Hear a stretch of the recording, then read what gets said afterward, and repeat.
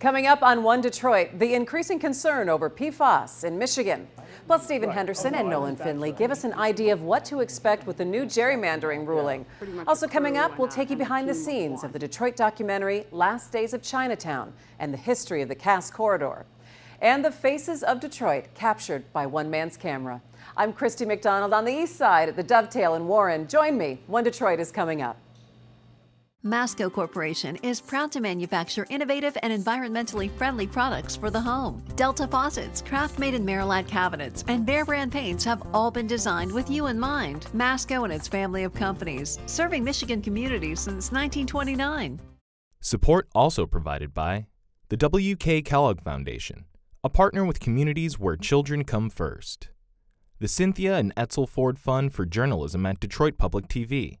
The Detroit Journalism Engagement Fund, and by Business Leaders for Michigan has 5 priorities to make Michigan a top 10 state. Achieve a balanced budget, cut long-term debt, fix our roads, improve all levels of education, further economic growth, plan for a stronger Michigan.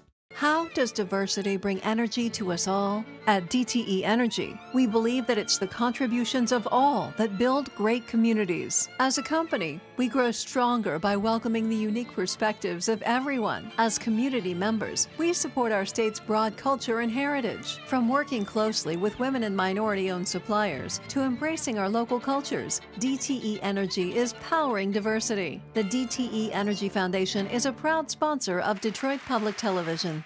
For nearly 100 years, Ally has been a part of Detroit, and we give back by volunteering and donating in our community. We have a commitment to diversity and increasing economic mobility in our hometown. At Ally, we're dedicated to doing it right every single day. And viewers like you. Thank you.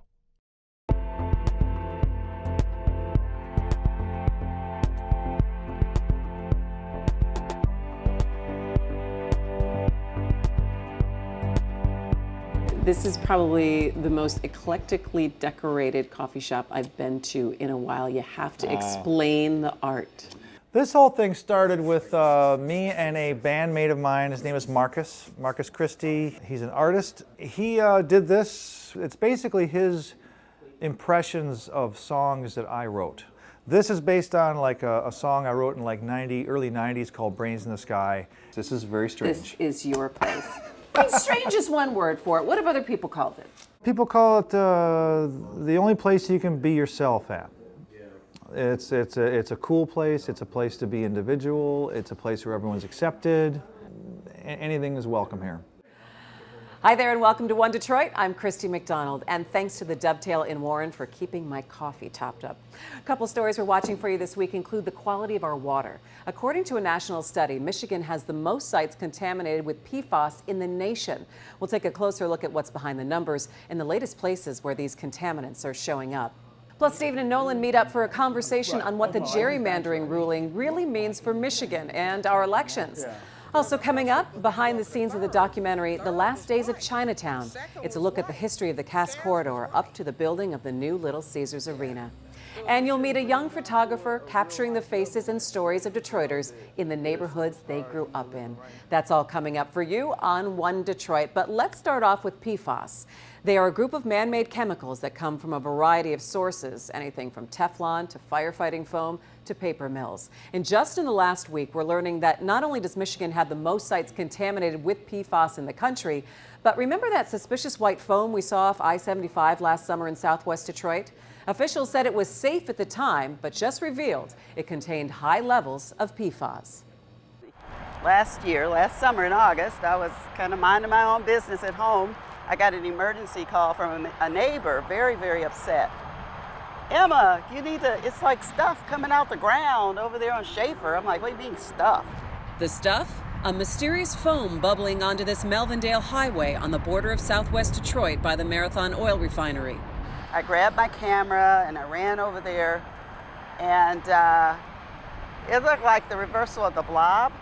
There was a TV reporter. He went over there walking around in it, and I'm like, oh my God, what are you doing? Why would you even walk near that stuff? The public was told not to be worried about it, that they did not believe it was toxic, and they also thought that it came from an asphalt parking lot that had just been built, about a 25-acre asphalt parking lot. 9 months later, we now know that foam contained the toxic chemical PFAS, used for decades in Teflon, water repellent, and firefighting foam. Here we are in May, and now MDEQ is saying it's PFAS. That's just very concerning. MLive reporter Paula Gardner discovered this news while working on a story involving the Great Lakes Water Authority, which operates the wastewater treatment plant. The foam appears to have come out of a sewer after some heavy rains. And I found mention of it recently on some Glee 1 Minutes and wanted to ask about it. And in the meantime, it ended up just appearing on the state's MPART page as a known PFAS site. MPART is the Michigan PFAS Action Response Team, a state program started 2 years ago by then-Governor Rick Snyder. MPART has a running tally of PFAS sites statewide, including southeastern Michigan locations, the Huron River, and Detroit's Del Rey, where the Gordie Howe International Bridge is going in. Add the Melvindale foaming sewer area to that list. One thing to remember is that foam was highly, highly concentrated. So in the Huron River, we're seeing foam at maybe 50 parts per trillion. This foam was over 700,000 parts per trillion. That is extremely concentrated and the highest amount that I've seen in my reporting over the last year. The PFAS-laced foam appears to be from firefighting foam used to douse a blaze at a Melvindale scrapyard. Meanwhile, a report by the Environmental Working Group has Michigan with the most PFAS sites in the nation, 192. A high number in part because our state is more aggressive in looking for problems.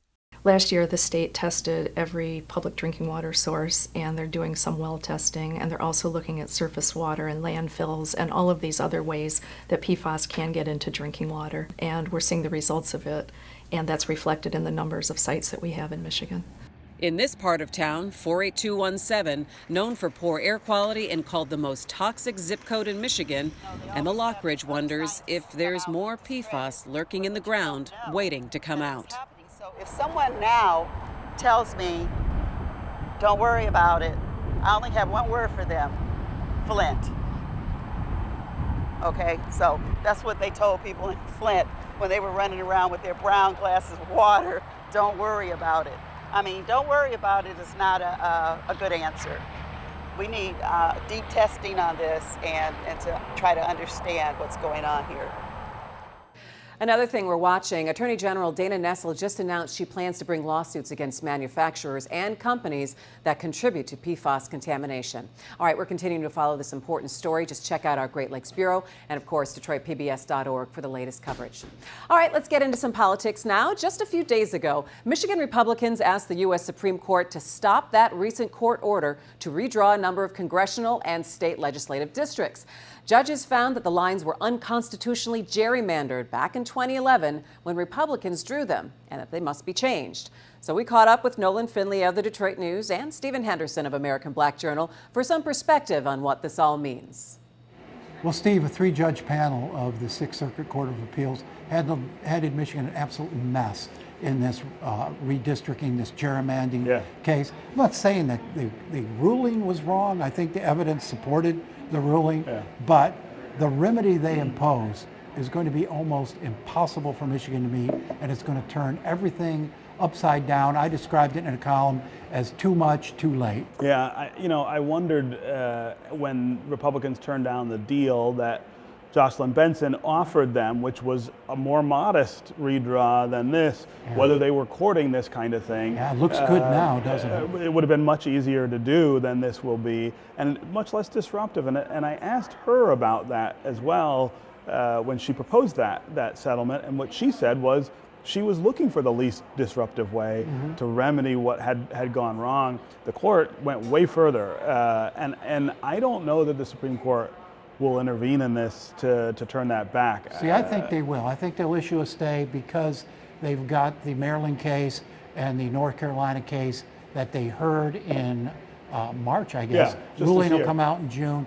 I think they'll stay until the ruling comes out at least. Right. And who knows? I think that's right. I mean, it looked like in the hearing, and you can't tell from that, but it looked like they were leaning toward, the conservative justices were leaning toward limiting the court's role in this whole redistricting. They are going to limit the court's role in this, but one of the smart things about this opinion is that it tacks very closely along with what the court has already said about about gerrymandering. It really doesn't depend on some new ruling about when you've gone over the line, and Republicans here went way over the lines. And you know what's frustrating is that people have been saying that now for 9 years in Michigan, that this was an egregious example of a partisan redraw of the map, and that it didn't need to be, A, but B, that it violated people's rights. And the Republicans just never would listen. Yeah, I don't argue with that, but over time, I think they've been pulled back. The advantage they drew in a lot. If you look what's happened over the last 2 elections, they've lost ground. In 18, they lost a lot of ground. They lost 2 House seats that should have been Republican. They were drawn Republican. Yeah. They're Democrat, and they're going to be Democrat now for a while. Maybe. They lost a number of Senate seats, a number of House seats. What happens with these, anytime you try to draw in a partisan advantage, it lasts 2-3 election cycles, and then that things start to shift. Yeah. I mean, demographics change, but if you look at the remedy, we're now going to have special elections for the Senate. And redrawn, and for the Senate and in redrawn House districts. Yeah. There's no way to just limit those to the 14 or so that were specified. No. You're going to have to touch most other districts. Yeah. And so you're going to have people serve 2 years and then have to run again when they were supposed to serve 4 years. How does it play out on term limits? Because term limit says you get 2 terms. Right. It doesn't say you get 8 years. Right. So you've got almost a whole leadership, both minority and majority, of the Senate perhaps not going to be able to run again pushed out, in 2020. It's just, I mean, it's going to be confusing, and plus the redraw is based on 2010 census data. Yeah, that no that's longer the biggest is problem. relevant. Right, that's the biggest problem. I mean, the smart play here would be to try to forecast the process that we're going to have unfold after the 2020 census, right? Where we're going to have this bipartisan commission decide what the line should look like. I think the only way to manage this in a way that doesn't disrupt everything twice in 2020 and then again in 2022 is to move that process up and to say, let's try to put together some proxy of that in order to... You really don't have time to establish something new. You got to August 1st, you got 3 months to get this done. This takes months and months and months. It takes a long time to do. It takes a year and a half. And will take us longer because of this new process. And so now we're 3 months rushing to do this and get a plan that both Republicans and Democrats can agree on. Yeah. I don't think you get anything else done up there. So you don't get the road funding done. You don't get no fault done. It just throws the whole state It throws everything into real turmoil. All right, let's face it, Nolan and Stephen don't agree on everything, but their Detroit Civility Project is bringing people together to have some pretty hard conversations. They first announced it at the 2019 Detroit Policy Conference, inviting people from different viewpoints to get together and figure out better ways to talk to each other. Well, coming up on next week's One Detroit, you'll get to listen in on the conversations people are having. It got to the point where I had to unfollow her on Facebook. I wish I could have handled that differently. Why was I so willing to discard my friend? Because her beliefs were different. And that's coming up for you next week. All right, turning now to a behind-the-scenes look at a Detroit documentary called The Last Days of Chinatown. Detroit filmmaker NICOLE MACDONALD explained her unflinching and personal look at the history of the Cass Corridor, from poverty to a new stadium, and what that means for the people who live there. In the 1980s, a lot of this area has been wiped out, and I can see pretty clear over this whole neighborhood now, or what's left of it.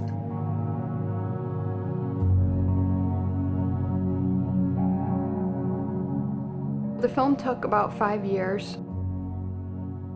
I'm pretty much a crew and a team of one, so in that way, everything takes time. I've been watching the alley outside my window for a couple years now. The alley runs alongside the house where I stay. I was inspired to start shooting outside my window where I was living in Midtown, Lower Cass Corridor, Peterborough and Cass. This is the Lower Corridor, part of the larger Cass Corridor. It was also called Chinatown. when the Chinese set up businesses and moved here, starting in the 1960s. They ran along Cass Street, in the center of the lower corridor. But Chinatown didn't last here. This area, it's had the reputation for being one of the roughest places in the city. Last Days of Chinatown covers the history of the southern part of Detroit's Midtown, the Lower Cass Corridor, just north of downtown, from the 1800s up to the very recent arrival of the Little Caesars hockey arena. In 1970, there were no blacks that lived in this neighborhood that you know to be the Cass Corridor. Late 50s, early 60s, it don't matter how much money you had. If you was a certain color, you had to stay in a certain neighborhood. Black people lived on 4th Street, but when you go over to 3rd, 3rd was white. 2nd was white. Cass was white. Yeah. It was like a little neighborhood. White people from the South came here and brought their music with them. They filled the bars in the lower corridor. The area would hit rock bottom. Now, it's coming back. It almost seems like the whole area is getting torn down and rebuilt all at once. There's a lot of new lofts being made and buildings getting rehabbed, changing into lofts. And there's one really big project coming to the lower corridor that hopes to totally remake this place. The Red Wings Arena, it is going to be built right here along Woodward. There will be 2 new buildings that will house Olympia Development's offices and the Red Wings offices. Along Henry Street, there will be a couple new buildings where people will have retail businesses, entertainment businesses, and right across the street, townhouses will be built so people can live right next to all of the excitement. The amazing thing about the Illich plan, the $650 million complex plan where, they get half of the money to build the arena from taxpayers, is that it happened after years of secrecy, of years of them buying dozens of property and me trying to find the pattern that there is something going on here and them denying it for at least 2 years. And then suddenly, when it is announced, it's announced that it's already been passed by the state legislature, that this is going to happen in this neighborhood. Now much of what's left of the Lower Cass has been cleared out. Low-income housing is going away, and as McDonald documents in Last Days of Chinatown, people staying in homeless shelters here are leaving too. Are these the forgotten people? Are they going to just drop a bomb and get rid of them all, or just pick them all up in a helicopter and drop them somewhere else? What's going to happen? Well, I think it was an effort to move people from the city center, especially around the arena, to someplace else. And where will we put them? Well, as far away from the place we're moving them as possible. Leroy was eventually moved from the homeless shelter to the far west side of town. Another man from the homeless shelter was moved there too. It took me almost an hour to drive there, and neither of them drive. For many Detroiters, the corridor is just a memory, including McDonald's father, looking for his past in buildings that are long gone. And we used to play touch football here,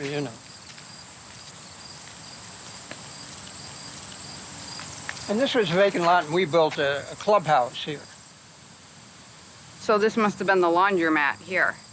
Well, it wasn't a laundromat. Nobody knew what a laundromat was. It was a Chinese laundry. I didn't really come up in the 60s and 70s, so I don't have that same attachment to the term, the Cass Corridor. For me, it's really about displacement and people's lives being affected. I'm a little less tied to words, I suppose, than other people I've met, but I completely respect the argument that it's a rebranding effort to replace Cass Corridor with the word Midtown, and in that there's all sorts of other implications of erasing a culture. And that's a sticking point for a lot of old timers. That they insist we don't call it Midtown. This is the Cass Corridor. Cass Corridor, where John Sinclair and rock and roll, Detroit as you know it, and Mitch Ryder, the Detroit Wheels, and all of the other things that they know about in England. They know about it in Germany. Coming in and then you just change the name and you make it Midtown, which is like putting white bread on stale cheese. Things do change, and the question is why. And I suppose, though, there is a larger question as to the sense it makes. And I wonder how Detroit compares to other cities in the US and other cities around the world. Why are we always building and knocking down and moving and building again? Is that a logical way to live, or is there something to be said for staying put? Maybe there would be a satisfaction. We would have more time to pursue more noble causes if we weren't always trying to progress and build up. You can see the entire film, The Last Days of Chinatown, on May 23rd right here on Detroit Public TV. And finally, this year, the city of Detroit started the Neighborhood Natives Project. It shows the faces of Detroiters photographed in the neighborhoods that they grew up in. Some you may recognize, others you'll meet. Will Glover introduces us to photographer CYRUS, who captured it all.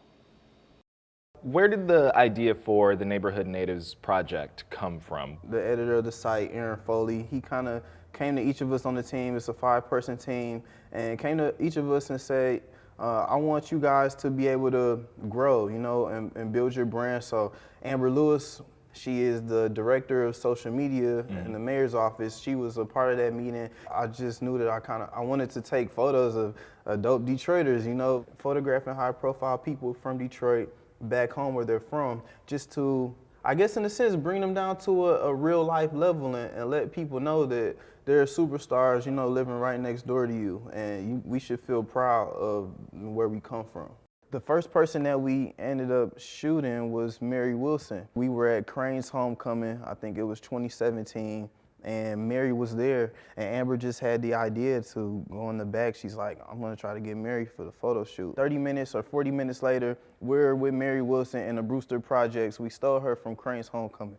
And we were in the Brewster Projects and we did a shoot. And she was already dressed up. She was dressed for the occasion. And me, Amber, and I scoped out the scene a little bit, kind of picked our spots where we wanted her to shoot. But we did the shoot. She even sang for us. And that was how we kicked off the series. What was it and when was it that you got led into photography? It wasn't until I got to college and went to University of Michigan in Ann Arbor, and there was just a plethora, overload of resources to use. Oh, you know what? I like that. Can you look down again? I started rapping in high school, but I started to do more of it in college, and then the rapping led to me designing and started a clothing line, and then I needed photos from my clothing line, so I started taking pictures. So that's how I picked up the camera. I'm gonna do it in one take. I like it. What is the importance of you having the access and resources to start down one artistic path to discover another and so on and so forth that lands you here? Yeah, access and resources are everything, especially youth and young people coming from Detroit, because, you know, coming up, there's not always, you know, everything is not at our fingertips. Growing up in Detroit, you don't feel like that, like the world is at your fingertips. Being able to have these resources and people in my family, like my aunt who gave me my first camera that she used to use, it just made me realize that if more youth had these resources even earlier than I did, you know, I had them as a college freshman. If I had this starting off in high school, there's no telling, you know, how far I would be. So these resources for young people are very important. You can see the Neighborhood Natives Project at the Detroit Public Library. One quick thing I'd like you to know about as we leave, former Transportation Secretary Norman Mineta is in town for the Cinetopia Film Festival in Ann Arbor. A film about his life called An American Story, Norman Mineta and His Legacy, is part of that festival, and you'll be able to see it here on Detroit Public Television later this month. It is a fascinating look at a man who was forced into a U.S. internment camp during World War II and became the first Asian American mayor of a major city, eventually becoming the U.S. Secretary of Transportation. Please check out DetroitPBS.org for much more. And that's going to do it for me. I'm Christy McDonald. Thanks so much to the Dovetail and Warren for having us here. We'll see you next time on One Detroit.